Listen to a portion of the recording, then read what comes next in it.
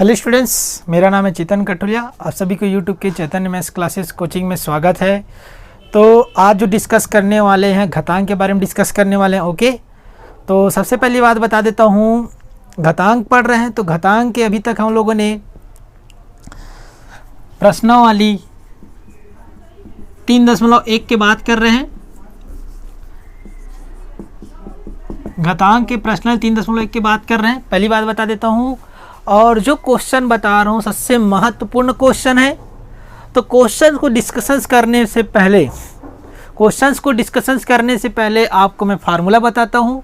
Formula के हिसाब से आपका क्वेश्चंस बनेगा। तो चलो आइए तैयारी स्टार्ट करते हैं। तो सबसे पहली बात यह है यदि आपके पास a/b हो और पूरे की घात में m हो तो इसका फार्मूला क्या होता है? a की घात m बट्टा b की घात m। मतलब जो घात में जो m है इसको क्या बोलते हैं? जो ऊपर में रहना सबसे ऊपर घात कहलाता है, और जो a और b दिख रहा है जो दोनों के घात में m बढ़ जाएगा। ठीक है, जो आपका सेकंड फार्मूला लगने वाला है वो आपका है a की घात ऋण 1। a की घात ऋण 1, जब यही वैल्यू ऋण में रहता है और यही वैल्यू जब नीचे आ जाता है तो 1 बट्टा a की घात 1 में बदल जाता है। मतलब ये m का फार्मूला है। ठीक है, यदि सेम 1 बट्टा a की घात ऋण m हो तो यही वाला जो घात में ऋण m रहता है ऊपर में जाके धन m में बदल जाता है। ठीक है, तो अभी जो क्वेश्चन बताने वाला हूँ तीनों फार्मूला का यूज़ होने वाला है। तो कृपया करके इस तीनों जो फार्मूला है अपने कॉपी में नोट कर लीजिएगा। और महत्वपूर्ण क्वेश्चन है और ये वाला क्वेश्चन पूछा भी जाता है। ओके, तो चलो आइए स्टार्ट करते हैं। तो देखते हैं अपन लोग। तो यहाँ पे सीधी बात है, सरल करना है। क्या करना है आपको? सरल मतलब एकदम बहुत ही आसान तरीका से बनना चाहिए और बहुत ही जल्दी छोटे रूप में आना चाहिए। तो क्वेश्चन है ये प्रश्न 3.1 का तीसरा नंबर का दूसरा प्रश्न। ठीक है, नोट कर लीजिए, तीसरा नंबर का दूसरा प्रश्न है। ओके, और क्वेश्चंस की बात की जाए तो 1/3 की घात ऋण 1 ऋण 1/4 की घात ऋण 1 फिर पूरे की घात में ऋण 1 है। तो सबसे पहले आपको महत्वपूर्ण चीज़ें बता दिया हूँ कि यहाँ पे क्या करना है, आपको सरल करना है। तो सरल करने से पहले यहाँ पे आपको एक फार्मूला लिख देता हूँ। ठीक है, तो ये हो गया आपका क्वेश्चन। यहाँ पे आप लिखना हल। ठीक है, अब इस प्रश्न क्या बना रहा हूँ? हल लिख रहा हूँ। ठीक है, यहाँ पे आप हल लिख देना क्वेश्चन को हल स्टार्ट करने से पहले। तो यहाँ पे सबसे जो पहला फार्मूला है यहाँ पे लिखना चूँकि, क्या लिखना? चूँकि a/b की घात m बराबर कितना होता है? a की घात m बट्टा b की घात m। तो देखो a के रूप में आपके पास 1 है और b के रूप में आपके पास 3 है और m के रूप में आपके पास यहाँ पे क्या है? ऋण 1। ठीक है, तो मतलब जो ऋण 1 है एक बार 1 के साथ चला जाएगा और एक बार जो 3 है ऋण 1 के साथ चला जाएगा। ओके, तो यहाँ पे आप क्या लिखना? 1 की घात ऋण 1 बट्टा 3 की घात ऋण 1। ठीक है, ऐसा लिख सकता हूँ। सेम इसी प्रकार इसको भी ऐसे लिख सकता हूँ, 1/a की घात ऋण 1 बट्टा 4 की घात ऋण 1। ठीक है, तो ये चीज़ आपको समझ में आ गया होगा। अब इसके आगे कैसे करना है उसको भी मैं बताता हूँ। ठीक है, तो सबसे पहली बात यहाँ पे मैं 1/3 की घात ऋण 1 लिख सकता हूँ कि नहीं? लिख सकता हूँ।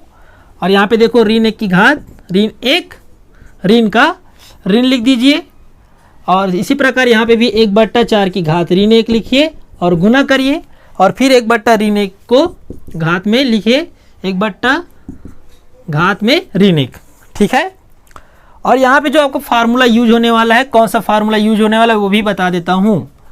ठीक है, इसके आगे जो फार्मूला यूज होने वाला है तो सेकंड फार्मूला यहाँ पे आप नोट कर लीजिएगा। चूँकि यदि आपके पास a की घात ऋण m हो तो आपको नीचे में जाके 1/m के रूप में मिल जाएगा। ठीक है, घात में a की घात m में मिल जाएगा।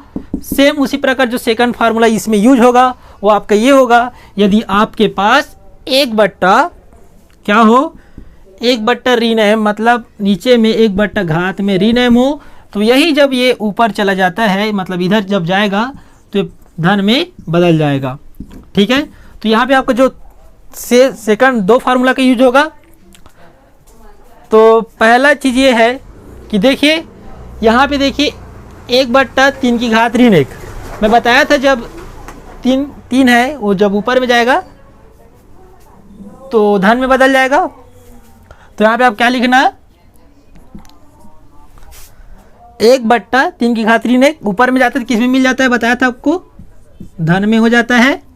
ठीक है, अब ये जो ऊपर वाला का नीचे आता है ऋण वाला तो क्या हो जाता है, सॉरी यहाँ पे आपका 1 है, तो 1 जब आपका नीचे जाएगा तो आपका किस में बदल जाएगा, प्लस में। तो यहाँ पे आप क्या लिखोगे, ऋण लिखोगे।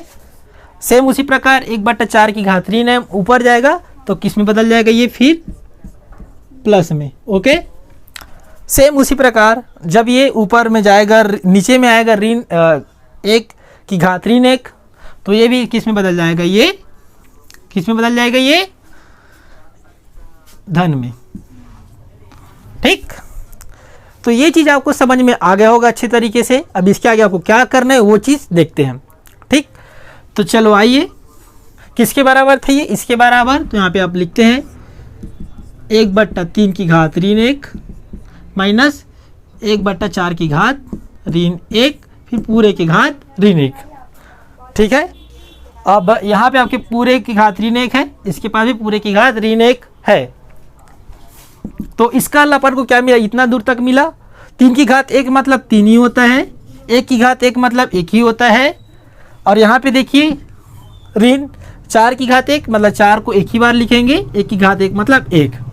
ठीक, अब 1 का जब 3 को 1 से भाग देंगे तो आपको 3 ही मिलेगा, जब 4 को 1 से भाग देंगे तो 4 ही मिलेगा। तो सीधी बात ये देखिए, जब 3 में जब 4 घटाओगे तो ऋण 1 मिलेगा। कैसे, क्योंकि देखो इसके साथ 4 के साथ माइनस है जो कि 3 से बड़ा है 4। ठीक है, 3 में जब 4 घटाएंगे तो आपको क्या मिलेगा, ऋण 1। तो ये हो गया आपका मोस्ट टाइम क्वेश्चंस, और इसके अभी आगे और बाकी आपका, क्योंकि पूरे की घात में ऋण 1 था। ठीक,